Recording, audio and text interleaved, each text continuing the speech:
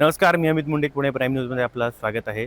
मंडळी, नुकतेच 2 ते 3 दिवसापूर्वी महानगरपालिकेचे इलेक्शनचे जे रिझल्ट आपल्या सध्याच हाती आलेले आहेत आणि त्यामध्ये मात्र भाजपाने यावेळेस चुरस मारल्याचं आपल्याला पाहायला मिळतं आणि भाजपाचं घवघवीत यश या ठिकाणी भाजपाला मिळालेलं आहे. आणि त्यानंतर नुकतंच 1-2 दिवस झाले आता या ठिकाणी जिल्हा परिषद आणि पंचायत समितीच्या निवडणुका देखील जाहीर झाल्या आणि याच अनुषंगाने सध्या आत्ता आपण पुण्यामधील बारामती हॉस्टेल येथे आपण या ठिकाणी आहोत आणि या ठिकाणी आता आपल्याला सध्या पाहायला मिळते की कार्यकर्ते सध्या आता अजित पवार यांच्या भेटीला आलेले आहेत आणि कार्यकर्त्यांचा प्रतिसाद देखील आता सध्या मोठ्या प्रमाणात जी बैठक सुरू आहे त्यासाठी आता कार्यकर्तेही मोठ्या प्रमाणात या बारामती हॉस्टेलवरती सध्या आलेले आपल्याला पाहायला मिळतात.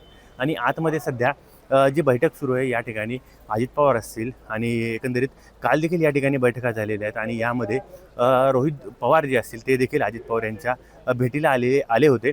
आणि दुसरं रुपाली चाकणकर असतील त्या देखील बैठकीला सध्या उपस्थित होत्या आणि आत्तासुद्धा ही बैठक अजूनही सुरू आहे. आणि या ठिकाणी अजित पवार मात्र एकंदरीत ही जी निवडणूक आहे दोन्ही राष्ट्रवादी एकत्र मिळून लढवण्यासाठी आग्रही असल्याचं सध्या आपल्याला पाहायला मिळतात. आणि मुख्य म्हणजे या दोन्ही राष्ट्रवादीचे सध्या जी चिन्ह आहेत, एकंदरीत एका राष्ट्रवादीचं जे चिन्ह आहे घड्याळ आणि दुसऱ्याचं जी तुतारी आहे, तर त्या दोन्हीमध्ये संभ्रम निर्माण होऊ नये यासाठी एकंदरीतच अजित पवार या युतीमध्ये घड्याळ चिन्हावरतीच ही निवडणूक लढवावी यासाठी आग्रही धरत आहेत.